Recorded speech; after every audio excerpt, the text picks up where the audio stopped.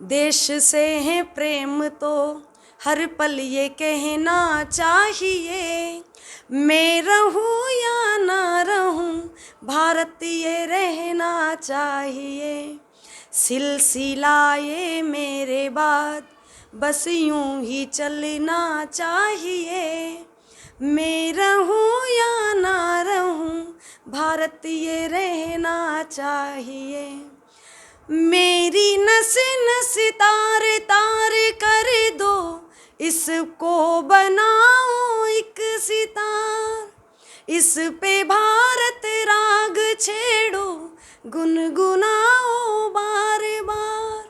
देश से है प्रेम तो हर पल ये कहना चाहिए, मैं रहूं या ना रहूं भारत ये रहना चाहिए। तो हमारा भारत जो सोने की चिड़िया जिसको कहा जाता है। जी, कभी राजनीति में जाने का काम पड़े तो क्या राजनीति ज्वाइन करेंगे आप? जी, राजनीति में हमारा कोई कार्य नहीं है।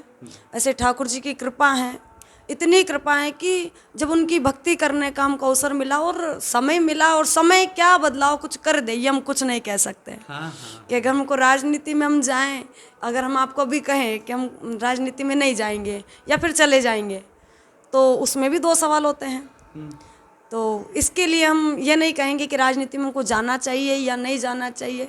ये समय का कोई भरोसा नहीं है, क्योंकि आप जानते हैं योगी आदित्यनाथ जी महाराज जी, जिनको बड़ा ही सुंदर आपका मठ भी है, योगी आदित्यनाथ जी महाराज, जिन्होंने अभी कथा भी करवाई थी हमारे गुरु जी की। जी, उनके मठ पर ही गोरक्षनाथ में, गोरखपीठ पर, और बड़ा ही उनका भी योगदान रहा।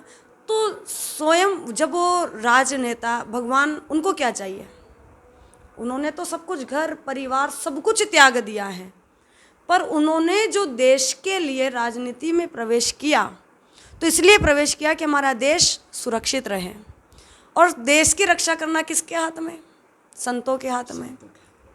और देश की रक्षा संतों के हाथ में, तो उन्होंने सोचा कि क्यों नहीं, भगवान ने भी सोचा कि क्यों नहीं, ये संत हैं और देश की रक्षा अच्छे से कर सकते, तो भगवान ने उनको चुना है। और भगवान की कृपा रही, ठाकुर जी की कृपा रही, और हमको चुने या ना चुने ये तो उनकी इच्छा है, उनकी कृपा है। पर हम ये कहते हैं कि राजनीति में अगर जाना है तो सच्चे भाव से अगर देश की सेवा कर सको तो ही राजनीति में प्रवेश करना है, अन्यथा राजनीति में प्रवेश करने का कोई विचार नहीं है। क्या बात है, बहुत बहुत धन्यवाद आपको, थैंक यू। जय श्री राम। जय श्री राम।